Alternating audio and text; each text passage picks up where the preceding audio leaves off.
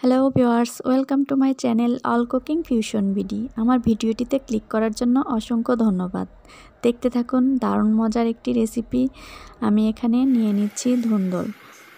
যার যার পছন্দ অনুযায়ী কেটে নিতে পারেন। আর আমার ভিডিওটি দেখছেন, প্লিজ একটি লাইক, কমেন্ট এবং শেয়ার করতে ভুলবেন না। তো আমি এভাবে কেটে নিয়েছি, যার যেরকম পছন্দ সেভাবে কেটে নিতে পারেন। তো কেটে আমি এগুলোকে একপাশে রেখে দিচ্ছি।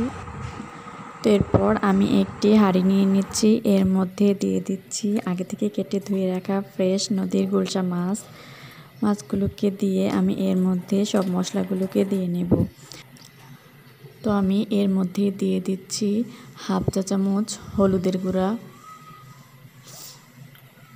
আর 1 চা চামচ দিয়ে দিচ্ছি মরিচের গুঁড়া। ঝালটা যার যার স্বাদ অনুযায়ী কমিয়ে বা বাড়িয়ে নিতে পারেন।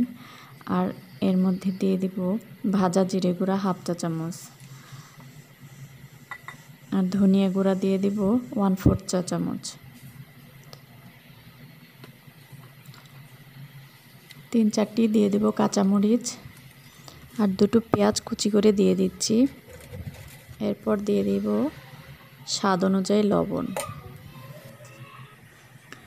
এরপর আমি এর মধ্যে দিয়ে দিচ্ছি সয়াবিন তেল। তো সব কিছু দেওয়া হয়ে গেলে আমি মাছগুলোর সাথে মশলাগুলোকে খুব ভালোভাবে মিশিয়ে নেব।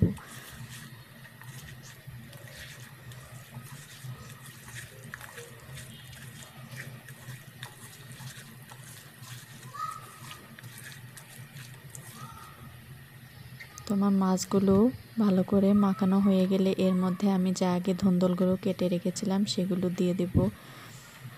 সব কিছু ভালোভাবে মেশানো হয়ে গেলে আমি এর মধ্যে 1/4 চা চামচের মতো আদা রসুন বাটা দিয়ে দেব। অনেকে আদা রসুন বাটা এই রান্নায় পছন্দ করেন না, তারা চাইলে নাও দিতে পারেন। তো আমি সামান্য একটু দিয়ে নিচ্ছি। তো এরপর আমি পরিমাণ মতো পানি দিয়ে নিচ্ছি। পানিটা দিয়ে আমি রান্নাটাকে চুলায় বসিয়ে দেব। তো ভিউয়ার্স, আমার রেসিপিটি আপনাদের যদি ভালো লেগে থাকে, প্লিজ আমার চ্যানেলটিকে সাবস্ক্রাইব করে পাশে থাকবেন। আর যারা অলরেডি আমার চ্যানেলটিকে সাবস্ক্রাইব করেছেন তাদেরকে অসংখ্য ধন্যবাদ। তো ভিডিওটি দেখতে থাকুন, দেখতে দেখতে ভালো লাগলে রেসিপিটি একবার ট্রাই করে দেখতে পারেন। গরম গরম ভাতের সাথে খেতে কিন্তু অসাধারণ। ভিডিওটি স্কিপ করে চলে যাবেন না। এরপর আমি আরেকটি উপকরণ অ্যাড করব এর মধ্যে। যখন ঝোলটি শুকিয়ে আসবে এর মধ্যে আমি 1 টুকরা দিয়ে দিচ্ছি জলপাই। এতে করে এই রান্নার টেস্টটা আরও দ্বিগুণ বেড়ে যাবে। তো ভিউয়ার্স, এতক্ষণ আমার ভিডিওটি ধৈর্য সহকারে দেখার জন্য সবাইকে অসংখ্য ধন্যবাদ।